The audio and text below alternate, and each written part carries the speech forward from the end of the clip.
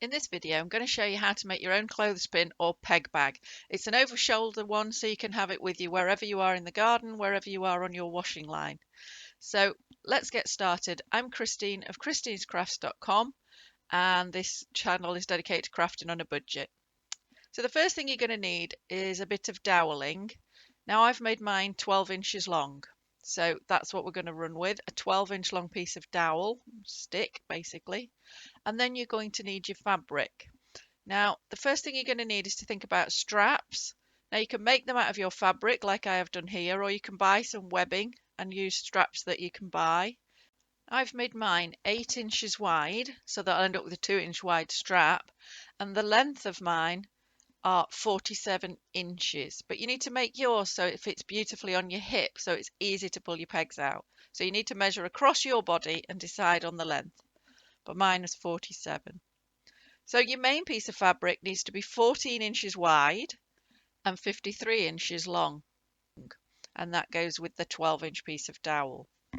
So once you've got your main piece of fabric, fold it in half so that the two short sides meet up.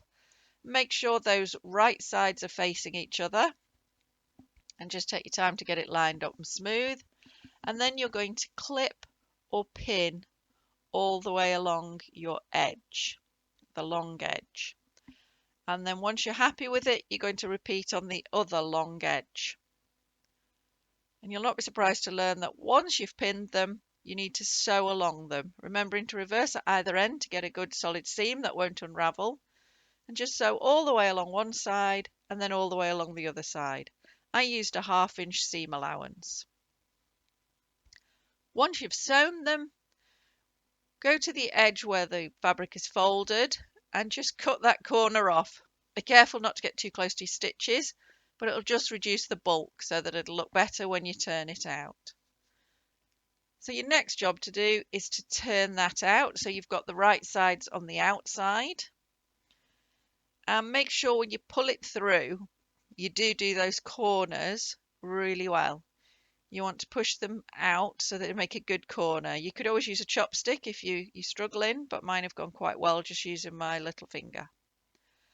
Once it's all through, I recommend taking it over to the ironing board and giving it a good press so that you're ready for the next stage. Now, before we do any more with the bag, we're going to think about the straps. If you've bought webbing, leave this step completely, but if you're making them out of your fabric, we are now going to make those straps. So what you're going to do is take your fabric over to the ironing board and place it so that you've got the right side down, okay?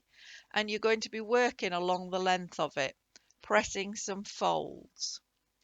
So place it right side down and then fold it in half all the way along the length, exactly in half. And then once you've got a good crisp fold, open it up, and then we're going to fold it again. You're going to take each side and fold it so it just comes to the middle. You'll see I've made sure I haven't quite reached the middle. And then repeat with the other side. And then once they're all pressed, you can fold them both in, and you can see how your strap is going to look and that it's going to be 2 inches wide. So I recommend that you pin or clip all the way along the length to keep it nice and tidy. And then you're going to sew along the length of your strap about 1/8 of an inch from that edge and 1/8 of an inch from the other edge, and you'll end up with some very professional looking strap. So as you can see, once you've sewn, it really does look like a professional strap. And that's now ready for attaching to the bag as we're ready to do that.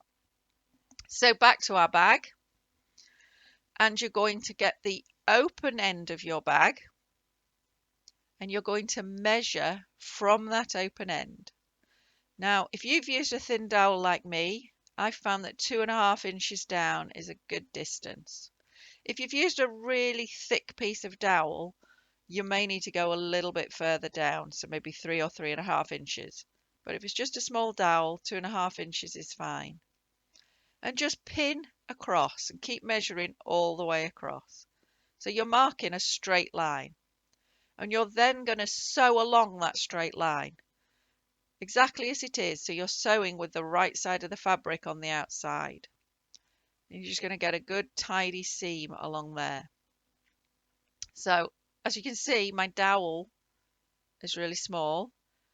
If yours is fat, you may need to measure a little bit further down. So take it over to the machine and sew across. And now we're forming a pocket for that dowel to go in.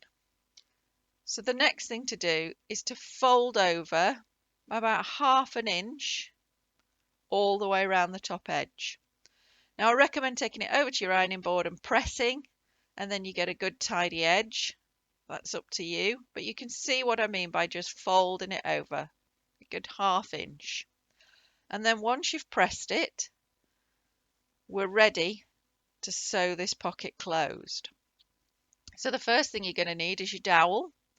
Place it in the pocket and it should close nicely around it.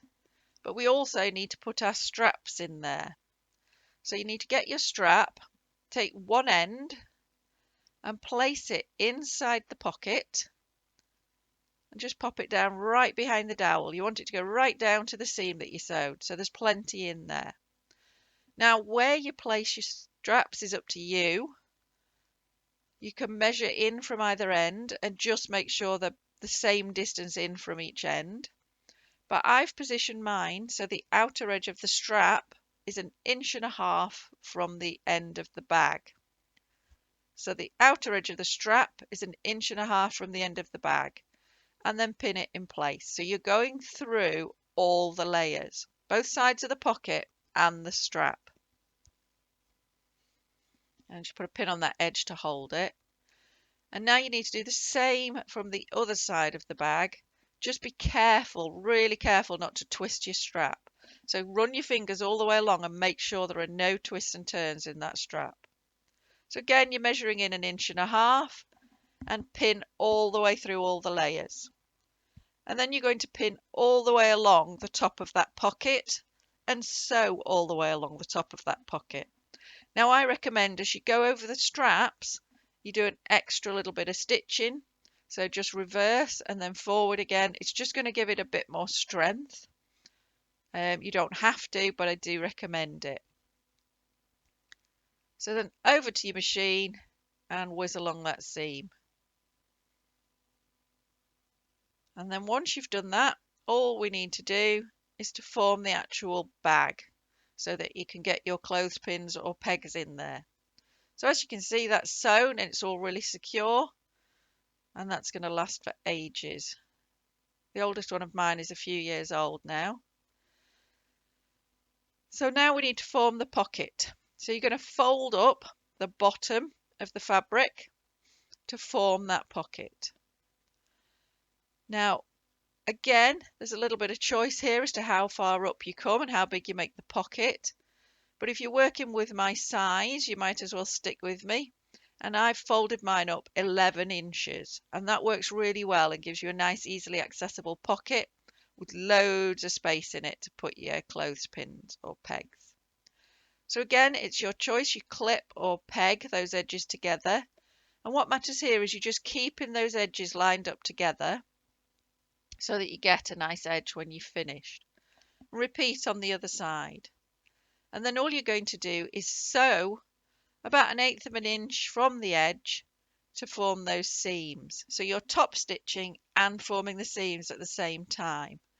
So make sure you reverse and do a good bit of securing work at the end of each seam, because they're going to take quite a bit of hammer from you pushing your hands in and out of the pocket. So make sure you get a good clean edge.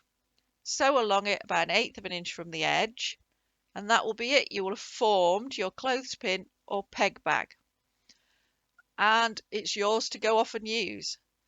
And you'll find you will never look back. It's great having your clothespins on you at all times, so as you work up and down your washing line, they're always available. So thank you for watching, and I hope you really enjoy your clothespin bag and that you enjoy all my videos.